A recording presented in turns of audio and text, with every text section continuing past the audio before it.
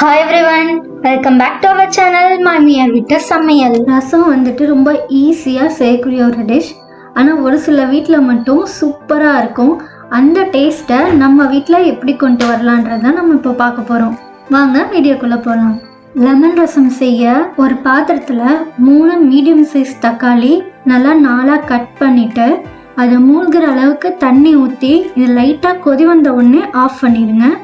ஆறட்டும். இதை ஆறுனப்புறமா தக்காளியை கரைச்சி வச்சிருங்க. ஒரு மிக்சர் ஜாரில் 1 ஸ்பூன் சீரகம், 1/2 ஸ்பூன் மிளகு ஆட் பண்ணி 1-2 அரைச்சி எடுத்துக்கோங்க. இந்த அளவுக்கு இருந்தால் போதும்.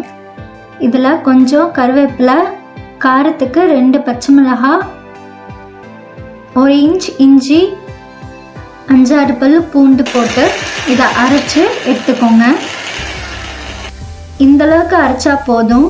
ஒரு பாத்திரத்தில் 2-3 ஸ்பூன் துவரம்பருப்பு ஆட் பண்ணி கொஞ்சமாக தண்ணி ஆட் பண்ணி பருப்பு நல்லா வெந்து கொலையா வரணும். அது வரைக்கும் அது வேகணும். நாங்கள் பருப்பு செய்யறதுக்காக வச்சிருக்கனால தக்காளியும் ஆட் பண்ணியிருக்கோம். பருப்பும் ஜாஸ்தி இருக்கும். நீங்கள் ரசம் மட்டும் செய்றீங்க அப்படின்னா தக்காளி ஆட் பண்ணாமல் செய்யுங்க. இப்போ ஒரு கடாயில் 1 ஸ்பூன் நெய், 1 ஸ்பூன் ஆயில் விட்டுட்டு கடுகு 1 ஸ்பூன் ஆட் பண்ணி அது பொரிஞ்சதும் 1/4 ஸ்பூன் வெந்தயம், கொஞ்சோண்டு கருவேப்பிலை, கொஞ்சம் பெருங்காயத்தூள் ஆட் பண்ணிவிட்டு நம்ம அரைச்ச அந்த விழுது இருக்குல்ல அதுவும் ஆட் பண்ணி நல்லா வதக்கிக்கோங்க.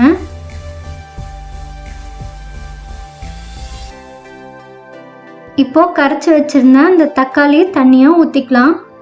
தக்காளி வடிகட்டி ஊற்றிக்கோங்க. சும்மா கையை வச்சு வடிகட்டினாலே போதும். தேவையான அளவு உப்பு, கொஞ்சம் மல்லி இலை, நம்ம எடுத்து வச்சுருந்தா பருப்பு தண்ணி, பருப்பு ஆட் பண்ணிக்கலாம். பருப்பு ஆட் பண்ணுறப்போ பருப்பை நல்லா மசிச்சு ஆட் பண்ணிக்கோங்க.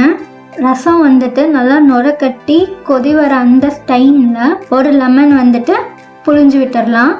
ஒவ்வொருத்தர் ஒவ்வொரு ஸ்டைலில் ரசம் வைப்போம். இது என்னோட மாமியார் ஸ்டைல் ரெசிபி. சூப்பராக இருக்கும். கண்டிப்பாக ட்ரை பண்ணி பாருங்கள். நீங்கள் எந்த ஸ்டைலில் வைப்பீங்கன்னு கமெண்ட் பண்ணுங்கள். லைட்டாக கொதி வந்துட்டுருக்கு. இந்த ஸ்டேஜில் ஆஃப் பண்ணிடுங்க.